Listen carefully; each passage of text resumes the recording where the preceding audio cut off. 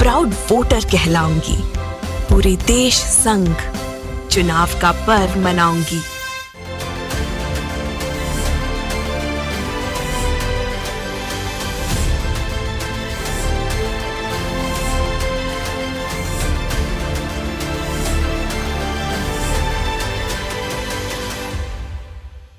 Namaskar and welcome to Indian Diplomacy, show on India's national television channel Doordarshan about Indian foreign policy, India's international relations and regional and global developments that have an impact on India's rise. Viewers, in this episode we are looking at a seminal contest that's happening in the South China Sea between China and the Philippines. Why is this conflict intensifying in the maritime domain? What are its repercussions for regional order and security and for world order? And what can be done to ensure a rules-based regional and world order? This is the question we are asking in this show and trying to explore. To discuss this, I have two domain experts who are joining me to take us through. Let me introduce you to them. Firstly, I have with me Dr. Pooja Bhatt, who is a noted commentator and writer on Indo-Pacific issues. She is a visiting fellow at the Center for Air Power Studies think tank and a former consultant with the Ministry of External Affairs. Dr. Bhatt, welcome to Indian Diplomacy. Thank you so much for having me. I'm very happy to be here discussing with you. And secondly, I have with me Dr. Premesha Saha, who is a fellow at the Observer Research Foundation and presently joining us from Japan. She's on a research fellowship with the Japan Foundation. Dr. Saha, welcome to Indian Diplomacy. Thank you for having me. Great. So coming to you first, Dr. Bhatt, you have been tracking Indo-Pacific matters since this construct has emerged over a decade ago. But the tensions and the confrontations and the skirmishes that we are seeing now between China and the Philippines seem to be at the highest point in a long time. So the first question that comes to mind is, why is it happening now? Why are the Chinese upping the ante and stepping on the accelerator and trying to apply so much pressure, military pressure, to try and browbeat a small and weak country like the Philippines? And what is the Chinese mindset right now in the current juncture that's pushing them in this direction? Excellent question. To start with the current scenario that is happening, we have to take it back a few years since 1990s. So the entire dispute between China and Philippines on the South China Sea is not new. Something started in 1990s. So since then they have been having these issues about the Scarborough Shoal and the Second Thomas Shoal, that the two areas which are under dispute in South China Sea. And since then China has been trying to manage it out with Philippine government. What happens in 1990s, it had a little more pro Chinese government favoring ruling government in Philippines, so it could manage it out. Now again we have a new president in Philippines, Marcos Jr., and he is more again less favoring China and favoring US more, and he is using this current scenario of South China Sea in building its engagement. So we see a Philippines that sees its maritime security very crucial, and they're trying to build their relationships with other countries. Recently we have this trilateral summit between US, Japan and Philippines. So these are the other ways of how Philippines is trying to react to the entire Chinese pressure. The question to which why China is doing it, we see Xi Jinping in his third term. His entire legacy in third term was bringing his old glory of China back. It's so the case in Taiwan, the case in Philippines, it's all his election agenda of bringing that old glory about China back.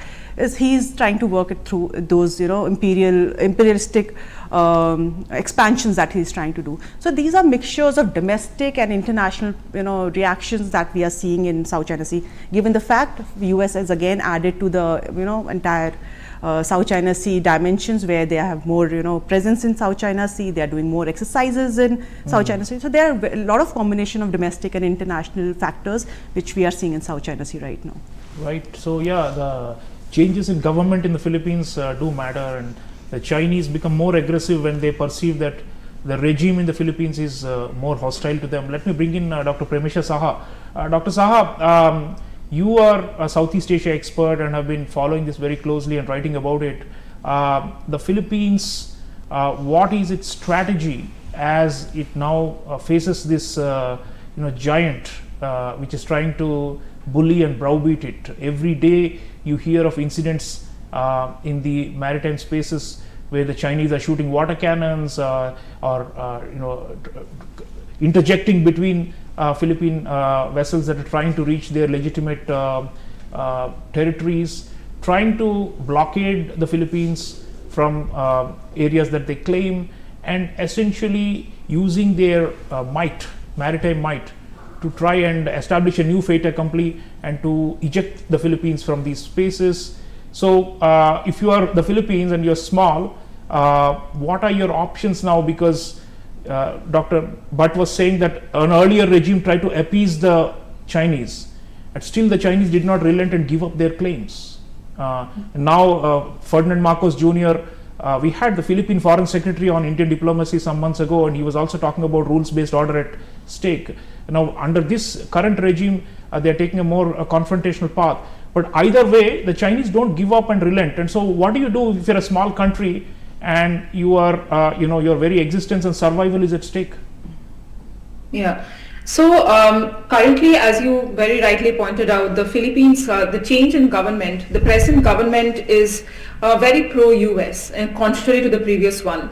And I think the main thing that Philippines is trying to do is there is a realization that ASEAN in a way is limited when it comes to dealing with the South China Sea issue, because you can clearly see that there is a division within the ASEAN in terms of how the claimants want to deal with the dispute and how the non-claimants, and some of these non-claimants like Cambodia, Laos are very closely, they have very close ties to China. So in those regards, Philippines has, sometimes you can see that if you read the Philippines media reports, you can find that even Philippines have suggested that whether they are trying to come up with solutions which just not just limit within the walls of ASEAN. This is not a solution in a way, but they are trying to balance the situation. They're trying to present like a balance of power when it comes to South China Sea issue, because as you clearly mentioned, it is a very small island nation, right? And currently they are entering into the minilateral format that the Indo-Pacific is well known for. You can see with US, with Japan, they had the military exercises, naval exercises with Australia, US, Japan as well on 7th of April. Yeah, they call it the so-called East Asian Quad. Yes. Philippines, US, Japan, Australia. India is part of the main quad, but then there is the Philippines now part of this new quad. Part of this quad. Yes, they are not calling it as a quad, because again, when you call it the quad, again the ASEAN centrality question comes into the picture. They are calling it more like a minilateral, a collective maritime partnership. That is how they are branding it as. So currently the aim is to diversify their partnerships, reach out to as many partners in the Indo-Pacific as possible, and they are doing it differently. With India, the approach is a little different. With India, the focus right now is strengthening the defense and security partnership. With US, they are already a security ally, intensifying that partnership, as you could see by the updation of the enhancement defense agreement that they have. So there are ways, and even trying to come up with a reciprocal basis agreement with Japan by the end of the year. So they are trying to work with as many partners as possible, trying to balance out this with China, and also in a way they are I don't know if they're choosing sides when it comes to great power competition, but to them, the South China Sea agenda, they're just trying to diversify and work with as many partners in different ways as possible. Right. Yeah, so I mean, now they are in a counterbalancing kind of a mode, Dr. Bhatt. The bandwagoning, as we call it, which is to kowtow and to submit, that is certainly not on the cards for the Philippines under this administration of Ferdinand Marcos Jr. Now, the number one ally of the Philippines has always been the United States. Let's look at the US strategy. President Biden says that there is an ironclad commitment of the US for the security of the Philippines, and the Pentagon has clarified that if China attacks to the point where it leads to deaths or causes physical injury and loss of Philippine naval personnel, then they are treaty bound to come to the assistance of the Philippines and to actually fight for the Philippines. But then always people doubt whether the US would be willing to really risk an all-out confrontation or even a limited confrontation or a clash with China. They have their own so-called freedom of navigation operations and all those things in the region, and sometimes I believe they are watching close by in some reefs, not far away from where the Philippines-China confrontation is happening. There's a US warship not far away and trying to send the signal, but still, so far it has not deterred the Chinese, and they are just going ahead with their, my way or the highway kind of an approach. So, what do you think is the US effect here? I mean, are Biden's assurances of ironclad commitments enough? That's a very good question again. First of all, if we see from the US side that their engagement in the whether they are able to deliver on their commitments to its partners and allies, it is doubtful. And I think any pragmatic nation at the moment will realize that US is diversified when it comes to its resources, when it comes to its forces, internal its own politics, Republicans versus Democrats, which are not supporting the wars anymore. So I think every other country realizes that despite all the assurances that US is trying to provide to the rest of the world that we are there and we are your treaty ally, we'll come and support you, I think countries realize the limits of US cooperation. Having said that, how US I would see, and the kind trajectory that I would expect the US would be helping out Philippines would be mostly through the supply of defense weapons, supplies, intelligence sharing, which is the most important. So I think that is a kind of factor. Track the Chinese submarines and vessels and their movement, which is not and the maritime militia and all that. Correct. The Americans have the capabilities. Yes, they have the capability which Philippines does not have. And MDA is right now, maritime domain awareness, is the biggest factor right now in the maritime. To fight a maritime related war, anything in Navy, you need that kind of support. US can support the Philippines on that. So I think Philippines very well clearly knows that what are the limits and scope of US involvement in the region, how it can support it. It's very well using that support. Treaty alliance is there, as you rightly mentioned. Since 1950s they have this mutual defense agreement which US can use at any time. They have reflected on EDCA, the enhanced defense cooperation agreement recently. They have more US military presence and bases. Yeah, they have opened 5 new bases on the northern part of Philippines. I think so that is how US is trying to provide all the kind of support that it could. At the same time, Philippines is being very wise in diversifying its own cards as well. So the recent trade, that defense trade that you are seeing, it's just not the US that is a defense partner to Philippines anymore. India is supplying. We supplied BrahMos recently. Australia is supplying drones. France is supplying drones. I think Germany is supplying some Coast Guard vessels to them. Dr. Saha, there are other claimants with China contesting China's so-called 9- or 10- line. And there's Vietnam, we have Taiwan, we have Malaysia, and Brunei as well. And but we don't hear as much of clashes and confrontations. At least they try to keep it a little more low profile when it comes to their disputes with China. Of course, Taiwan is always in the news because of a different reason, not because of South China Sea dispute, but because of the direct threat of Chinese occupation and invasion or so-called reunification of Taiwan. But most of the others, if you take Vietnam for example, you have been studying Vietnam as well, they tend to be a little more cagey about quote-unquote provoking China, although they also have major claims and disputes with the Chinese. So how would you compare the Philippine approach to defending their sovereignty and their rights in the maritime domain compared to, say, Vietnam? Firstly, what needs to be understood is that Southeast Asia is in general a very diverse region, not only in terms of culture, in terms of foreign policy orientation. And right now, I mean, if you look at how the Southeast Asian scholars are even approaching the issue, you would see that there is a divided approach. Some very clearly understand that where the Philippines is coming from. As you rightly mentioned, that right now what is happening in the Philippines claimed waters or the disputed side, that is much more in the news rather than what is happening with the others at the moment. The rest of Southeast Asia, barring the Philippines currently, when it comes to Vietnam, it comes to Indonesia, Malaysia, they are clearly adopting a hedging strategy. They are clearly not choosing any sides here. They are not being as bold as the Philippines.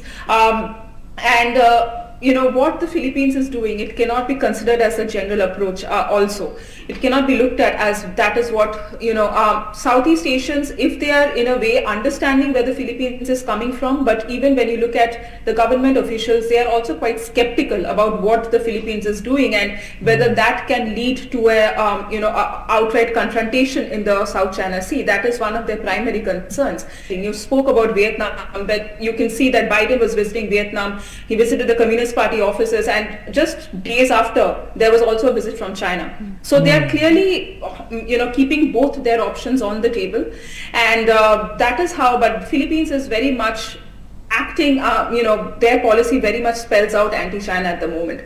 So it makes it clear, where that's why China knows that its cards are playing right when it comes to the other Southeast Asian partners. Its influence is still there. But given in the Philippines its influence is waning, its importance is waning, it's acting out more in the second Thomas Shoal than in the other contested waters. Yeah. So, Dr. Bhatt, the Philippines is standing out right now and is taking a lot of heat and a lot of pressure from the Chinese. But being conciliatory has also not helped them. That's the point, right? It's a dilemma. It's a catch-22 for them. Under Duterte, it didn't work out for them because the Chinese continue to push and be aggressive. So now there is a Taiwan question also, which is closely linked to the Philippines and Japan. Now we just saw this summit, this unusual summit between the US, Japan, and the Philippines. And they not only spoke about defending the Philippine sovereignty and territorial integrity, but also the question of defending Taiwan, which is one of the claimants to South China Sea dispute, but more importantly is fighting for its existence, its very existence, against being swallowed up by China. So given the geographical proximity, both Japan and the Philippines will be very critical, right, for the defense of Taiwan. And this summit suggests that they are closing ranks. Somebody has called it like a lattice work diplomacy, where the friends of the US are also coming together to try and defend key positions and key countries and territories. So the Taiwan question in a way is now entangled with this because the Philippines and Taiwan are so close by. So with the new administration in Taiwan, which is quite stridently opposed to Chinese imperialism and colonialism, there is likelihood that the Taiwan dispute will also keep on getting amplified, right? Because the Chinese seem to be saying that you either are submissive and kowtow before us.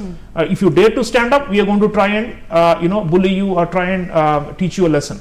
So the Taiwan question linked to the Philippines question and to the South Chinese, these two are now becoming one integrated problem, not two separate ones, right? And that's why we have an integrated construct of Indo-Pacific. So can you talk a little bit about the Taiwan issue, and now what is the likelihood of more tensions there, and how do you think the Taiwan will be able to defend itself? Will it have to follow the same Philippine approach, or will it have to use some other means? See, in terms of Taiwan, it is a crucial factor for Xi Jinping's third term. His entire, as I earlier mentioned, his entire propaganda about third term was it will get back the Taiwan into Chinese fold.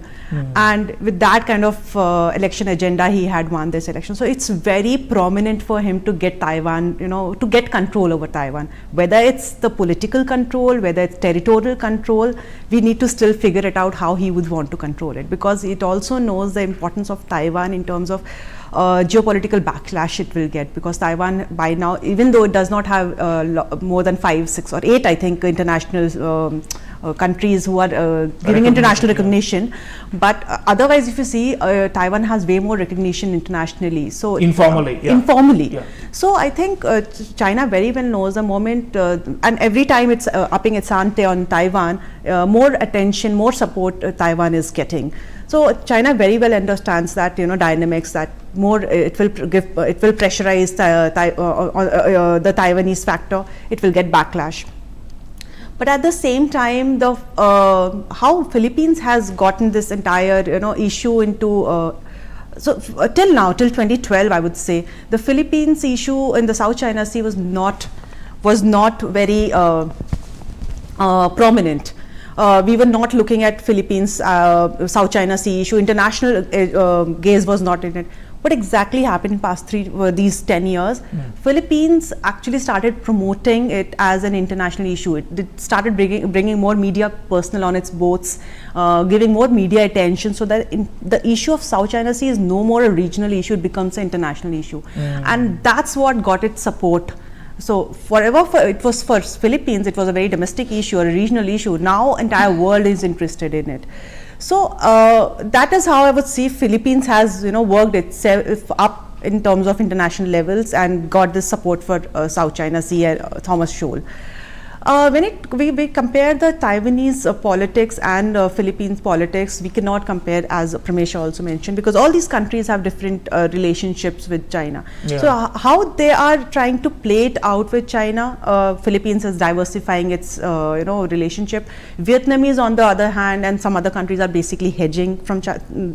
Taiwan, on the other hand, are trying to get again more US support and more international support. So I think each of these countries are playing their games very differently at individual level, but collectively, if you see, they are all opposing Chinese imperialistic ambitions, as you said. Right, that's well said. Yeah, collectively there is a sentiment that we cannot allow this schoolyard bully to rule the roost, and that viewers, we are seeing more and more sentiment that China cannot be allowed to get away. Let me go back to Dr. Saha. Dr. Saha, India is not a bystander. We are not just silently watching. Our Indo-Pacific strategy frequently mentions rule of law in the South China Sea. Our bilateral statements with the US have also spoken about high concern about freedom of navigation in the South China Sea, and increasingly our Navy is also making a presence in that region, and we already spoke about the BrahMos supersonic anti-ship missiles that India is providing to the Philippines and has been willing to provide to other players in the region, although they have not worked out the logistics.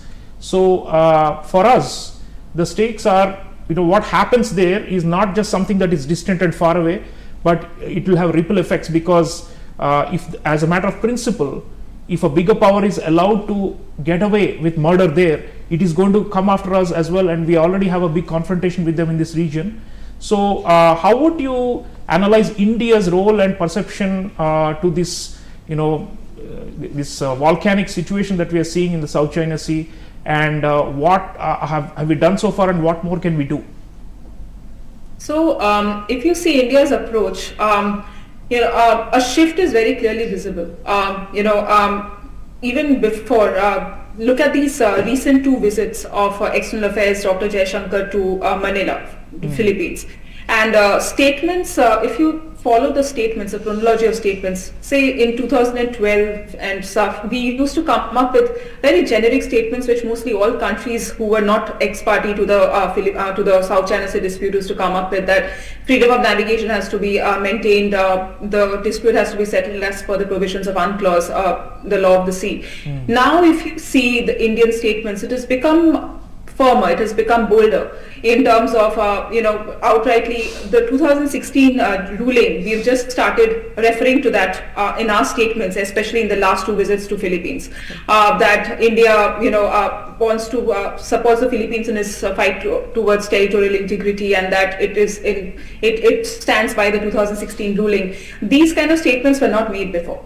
So in terms of statements, in terms of making clear that India also is now more concerned, and Indian foreign policy is now becoming more proactive, we are trying to become the leading voice in the global South.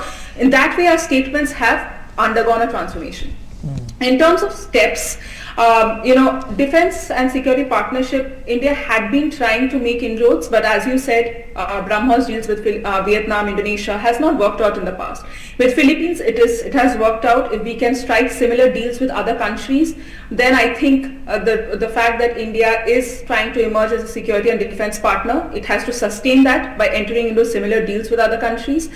But in terms of this, and we have been doing naval exercises, combat exercises, for example, coordinated patrols. Our naval war colleges have hosted training programs for naval officers from Southeast Asian countries. The Coast Guard, right now the Coast Guard ship had also visited Philippines. All that is happening. We are taking it.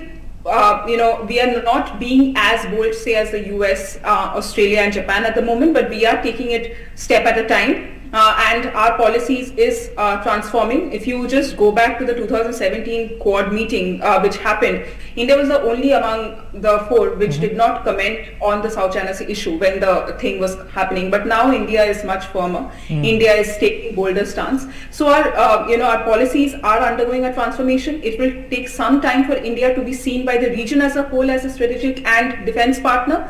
But we have actually at least started making fresh inroads in that direction. And in terms of what more India can do, as I said, it has to work in a similar way. Similar attention has to be given to other countries in the region as well, because just striking a deal with the Philippines will not give away that impression that Southeast Asia as a region in total is viewing India as a strategic player. So it has to pay similar attention and that way strike more defense deals and enter into more exercises with other countries as well. Right. So we are net security provider in the Indian Ocean region, but east of the Strait of Malacca, we are slowly making inroads and a presence and partnering in a meaningful way, in a very concrete way with the key players, and we need to do more. Last word, Dr. Bhatt. This South China Sea dispute is not going away, and it's likely to escalate. And if there is more, pressure on smaller countries in that region, they must be defended. And I think that's our ultimate viewpoint here in India. And we are going to try and do whatever we can, given that we have IOR, the Indian Ocean is a primary responsibility, but even in the South China Sea. So going forward, Indian policy in the region, your assessment, and what is the, how do we have to strategize in the event of armed conflict over Taiwan or the Philippines? What is in it for us, and how do we strategize going forward? Okay, one thing we have to keep it very clear that no country will fight other countries' war. No country, not even US.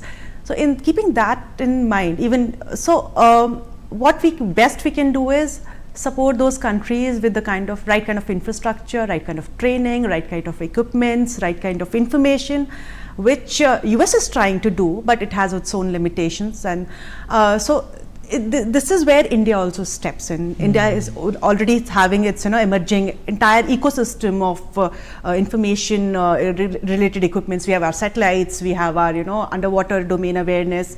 So we have this entire ecosystem coming up. I think what is required when we have very good MDA, the Maritime Domain Awareness from IFC IOR, which is the Information Fusion Center based out of Gurgaon, which looks after entire IOR.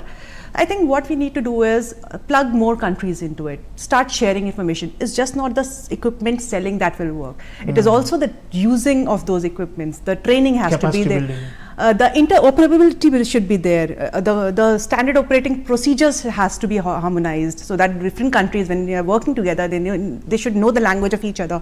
So I think these are the gradual steps we need to take, and eventually we should be seen more favorably by the rest of the region, at least in a way that we are supporting their territorial integrity and national sovereignty in totem, not just supplying defense weapons. We just not need to be seen as defense suppliers, but we have to be seen as security active, providers, security players. Yes. So viewers, China versus Philippines is a microcosm of the state of the world today. There are a lot of revisionist big powers that are trying to grab territory and browbeat smaller countries, and trying to revise the international order in their favor. And in the Indo-Pacific, countries like the Philippines cannot be abandoned, and certainly India is not in favor of the strong trampling over the weak. I want to thank our two guests, Dr. Pooja Bhatt and Dr. Premesha Saha, for being with us. Thank you so much for this enlightening discussion. Thank you. And viewers, let's keep our eye on China versus Philippines, because this is a symbol of our times. If we allow a big country to boss over a small one so brazenly, then many more small countries are at risk. And if the entire regional order becomes a Sino-centric one, then India's rise is going to be severely hampered. So we are not prepared to allow this, and let the message go out loud and clear that India stands for rule of law and for freedom of navigation in the South China Sea. Thank you for watching, and I'll see you again next time. Until then, take care.